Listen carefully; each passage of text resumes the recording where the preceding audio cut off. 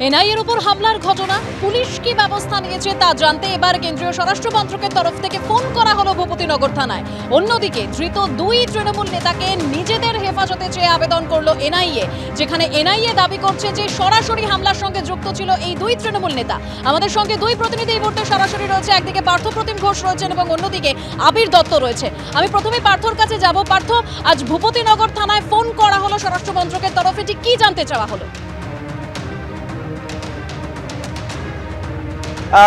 যে বিষয়ে জানতে পারছি আমরা স্বরাষ্ট্র মন্ত্রক সূত্রে, সেটি হচ্ছে স্বরাষ্ট্র মন্ত্রকের তরফ থেকে ভূপতিনগর থানা পুলিশের কাছে ফোন করা হয় এবং থানায় ফোন করে একবার জানতে চাওয়া হয় যে এনআইএর ওপর এই যে হামলার ঘটনাটি ঘটেছিল, থানার কাছে কি রিপোর্ট রয়েছে, কি ঘটনা ঘটেছিল, এর পাশাপাশি কিন্তু থানা কি পদক্ষেপ গ্রহণ করেছে এখনো পর্যন্ত সেই বিষয়টাও জানতে চাওয়া হয়।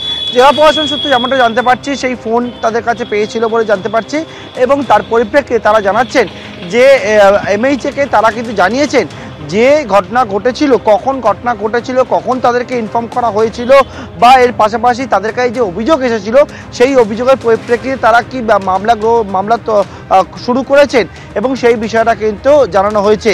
গত 5ই জানুয়ারি সন্দেশখালীতে কেন্দ্রীয় তদন্তকারী সংস্থা এনফোর্সমেন্ট ডাইরেক্টরের উপর হামলা এবং তার পরবর্তীকালে কয়েক মাসের মধ্যে আবারও কেন্দ্রীয় তদন্তকারী সংস্থার উপরে হামলার ঘটনা, এবং এই হামলার ঘটনা যেমনটা তোমাকে বললাম যে স্বরাষ্ট্র মন্ত্রকের তরফ থেকে ভূপতিনগর থানায় ফোন করা হয় এবং ফোন করে জানতে চাওয়া হয় কি ঘটনা ঘটেছিল, বা থানার তরফ থেকে বা এখনো পর্যন্ত বা জেলা প্রশাসনের তরফ থেকে কি ব্যবস্থা নেওয়া হয়েছে সেই বিষয়ে কিন্তু বিস্তারিত তথ্য, সেই তথ্য কিন্তু তারা সংগ্রহ করেছে। দেবস্মিতা, বেশ পার্থ, তুমি আমাদের সঙ্গে থাকো। অন্যদিকে আবির দত্ত আমাদের প্রতিনিধি রয়েছে। আবির, আমরা শেখ শাহজাহানের ক্ষেত্রে দেখেছিলাম ইডি এবং সিবিআই তারা দাবি করেছিল যে সেদিন যে ঘটনা ঘটেছিল অর্থাৎ 5ই জানুয়ারি প্রত্যক্ষ যোগাযোগ ছিল সেখানে শেখ শাহজাহানের, আর এই ঘটনা অর্থাৎ ভূপতিনগরের ঘটনায় ধৃত দুই তৃণমূল নেতার প্রত্যক্ষ যোগাযোগ রয়েছে দাবি করছে এনআইএ আদালতে।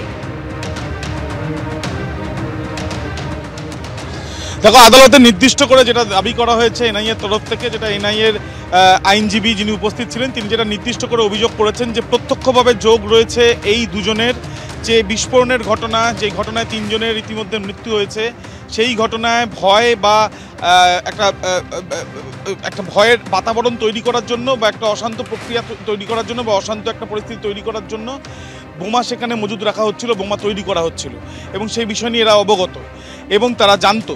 এবং আজকে যে হামলার ঘটনা ঘটেছে সেই ঘটনায় একজনের বিরুদ্ধে তো সরাসরি বলা হয়েছে যে তার ইন্ধন থাকতে পারে তাদের সন্দেহ, এবং আরেকজনের ক্ষেত্রেও তারা সন্দেহ করছেন যে তার এই হামলার পেছনে তাদেরও কোনো রকম যোগ থাকতে পারে, যদিও এই বিষয়টা তারা পরবর্তীকালে তদন্তে জিজ্ঞাসাবাদের মাধ্যমে আরও বেশি সুনির্দিষ্টভাবে জানতে পারবেন। তোমাকে জানাই যে আজকে এনআইএর তরফ থেকে 5 জনকে এই 5 দিনের হেফাজতে চেয়ে আবেদন করা হয়েছে এবং এই দুজনের ক্ষেত্রে, এবং তাদের তরফ থেকে এটাও বলা হয়েছে যে 3টি রেজিস্টার এবং একটি ডায়েরি উদ্ধার হয়েছে এবং যেখানে গুরুত্বপূর্ণ তথ্য এই তদন্ত এগিয়ে নিয়ে যেতে পারে তারা মনে করছেন, যেটা আদালতের কাছেও তারা ইতিমধ্যে জানিয়েছেন।